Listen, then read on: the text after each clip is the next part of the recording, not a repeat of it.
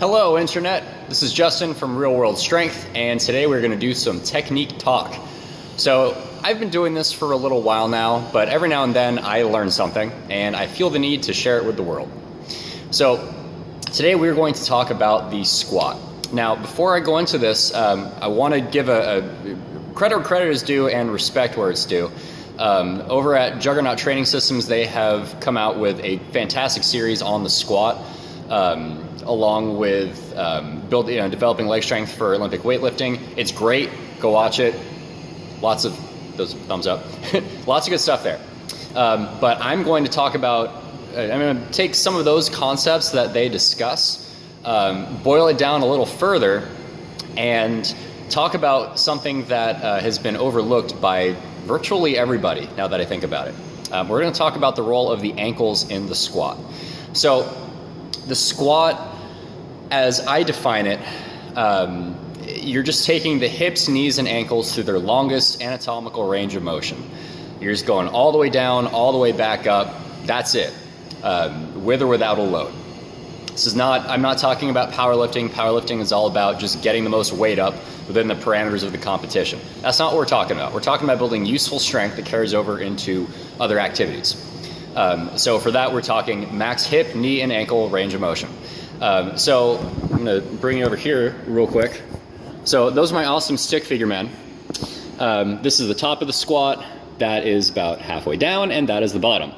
Now, in a correct squat, the eccentric and the concentric are mirror images of one another. So you go from here to there, back to there, and then back up.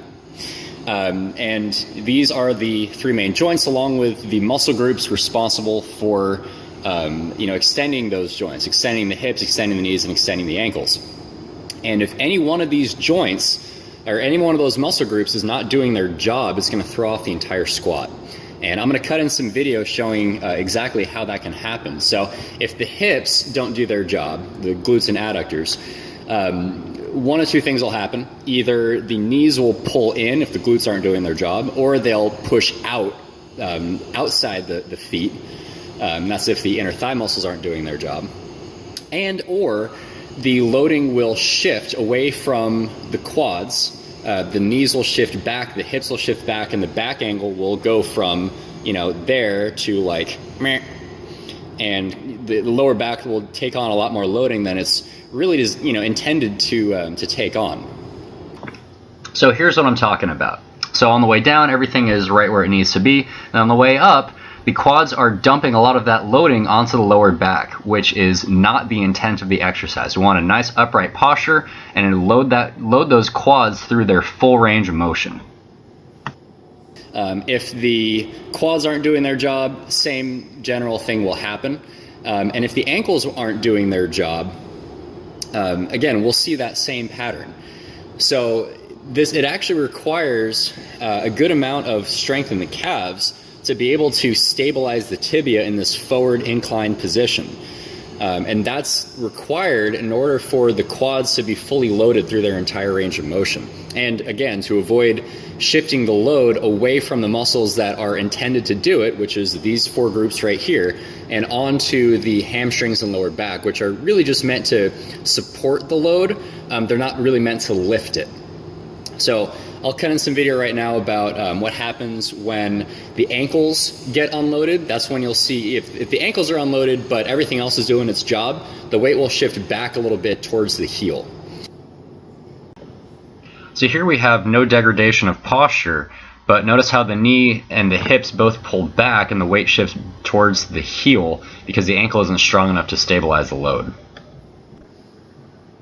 And this is what it's actually supposed to look like, where the squat on the way down is a mirror image of the squat on the way up. Notice how the knee doesn't pull back too far, torso stays nice and upright, quads stay loaded the whole time. So, in summary, for an ideal squat, you need to load all three joints in the kinetic chain, the hip, the knee, and the ankle, which means that the calf muscles actually do have a pretty important role to play in a perfect, safe, effective squat. So what'd you think? What holds you back on the squat? Comment below, maybe we'll address it in a future video. At any rate, make sure you like our videos and subscribe to our YouTube channel. That's all for today.